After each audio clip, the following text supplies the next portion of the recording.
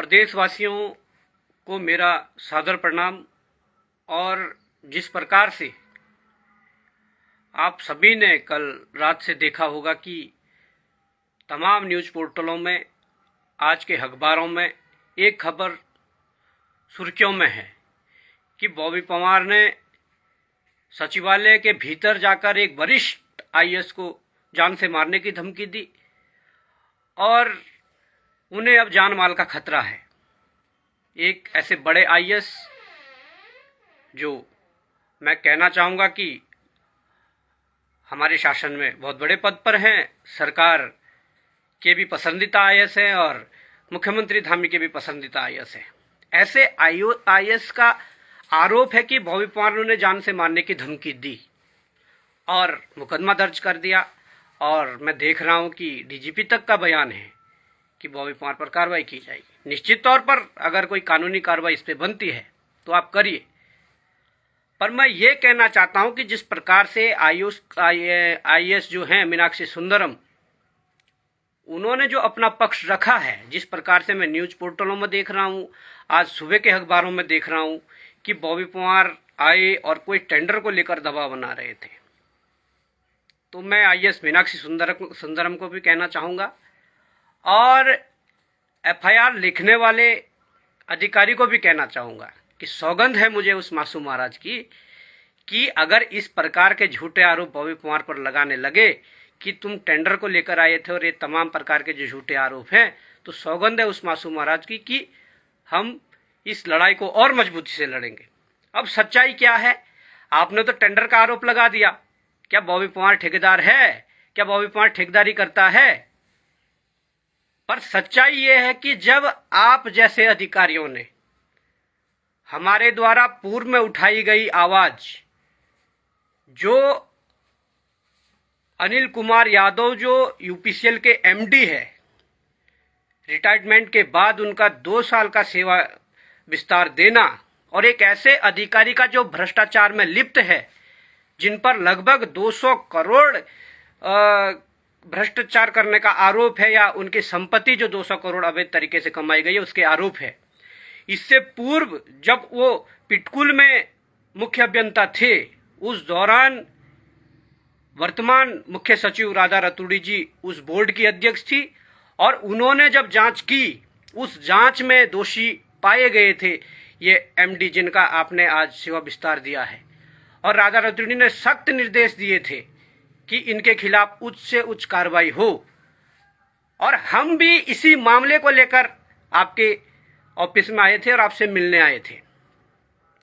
आपसे हमने कहा कि 1 माह पूर्व हमने आपके कार्यालय में कम से कम इतना मोटा चिट्ठा दिया है जिसमें सारे एविडेंस थे, जिसमें सारे जो पत्राचार वो थे, हमने वो दिया था कि अनिल कुमार यादव के खिलाफ ये जांचें, इनमें पुष्टि हुई है और ये लंबित जांचें, इसमें जांच करिए।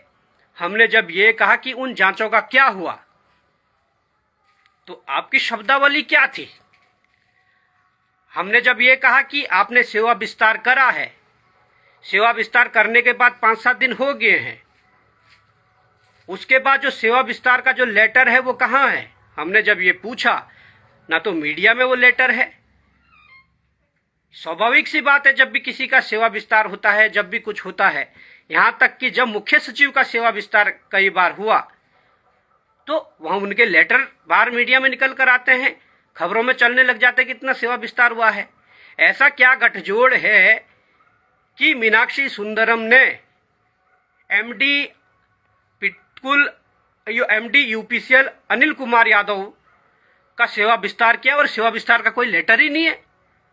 हमने आपसे पहले तो जांच के बारे में मांग की कि उस पर जांच कार्रवाई कितनी हुई जो हमने दिया है। आपने ये कहा कि मुझे तो पता नहीं। अरे कैसे अधिकारी हो जब 1 महीने से आपके यहाँ हमने दे रखा है पूरे साक्ष्य और आपको पता ही नहीं, और आप कह रहे हैं हम फाइल ढूंढवाएंगे। और दूसरी बात यह है कि चलो आपने फाइल नहीं देखी है या आप इग्नोर कर रहे हैं, तो आपने जब सेवा विस्तार दिया है तो हम तो उस लेटर को मांगने आए थे, आप दीजिए उस लेटर को। और जब हमने ये बात कही कि वो लेटर दीजिए, तो आपका कहना था कि कोई भी लेटर मांगेगा और हम दे देंगे। हमने कहा भाई हम भी एक जनप्रतिनिधि हैं, भले ही हम हारे हैं, भले ही हमें हार का सामना करना पड़ा है, पर 1,68,000 जनता ने, केवल 14 विधानसभाओं की जनता ने विश्वास जताया है, 20% वोट शेयर हैं। उसके बाद हमने कहा कि हम भी जनता की आवाज हैं और आप हमें वो लेटर दे दीजिए। तो माननीय के शब्द थे कि यहां कोई आम जनता कोई भी आ जाएगा तो हम उनको लेटर दे देंगे। इस प्रदेश में 1,20,00,000 की जनसंख्या है, क्या हम सबके पास ये लेटर देते फिरेंगे? तो मैं कहना चाहता हूं कि ये 1,20,00,000 की जो जनमानस है, जो जनता है, जो यहाँ के निवासी है, उसका अधिकार है कि उसके प्रदेश को कैसे नोचा जा रहा है, उसके प्रदेश को कैसे लूटा जा रहा है, ये सवाल करने का अधिकार है। मैं कहना चाहूंगा कि जिस प्रकार के झूठे आरोप आप लगा रहे हैं कि टेंडर के संबंध में है, मैं कहना चाहूंगा कि आपके कैबिनेट में, आपके ऑफिस में सीसीटीवी फुटेज हैं, उन सीसीटीवी फुटेजों को साझा करें और अपनी बात को रखें और सत्यता की पुष्टि भी होगी। और आज मैं देख रहा हूं कि तमाम न्यूज पोर्टलों में, तमाम अखबारों में कई एसोसिएशन समर्थन में आईएएस के उतर आए हैं। मैं कहना चाहता हूं, जब 200 करोड़ के आरोपी के खिलाफ हमने आवाज उठाई, जब हमने कभी भी भ्रष्ट अधिकारियों के खिलाफ आवाज उठाई, भ्रष्ट नेता के खिलाफ आवाज उठाई, तब ये एसोसिएशन कहां चले जाती है? आज तुम इकट्ठा हो जाओ, आज तुम ये कर दो। और मैं तो यहां तक सुन रहा था, एक पूर्व सचिवालय संघ के एक नेता कह रहे थे कि सचिवालय में आम लोगों की एंट्री बैन होनी चाहिए। क्या तुम्हारा ये जो सचिवालय है, ये बाप की बपौती है? इस सचिवालय में जाने के लिए उत्तराखंड के एक एक जनमानस के लिए अधिकार होना चाहिए। ये तुम्हारी बाप की बपौती नहीं है कि तुम ये कहो कि सचिवालय में एंट्री बंद होनी चाहिए। तुम नौकरशाह जो ईमानदारी से काम कर रहे हो, उनके लिए हृदय तारीफ करता है, उनके लिए हमेशा हम सलामी करते हैं।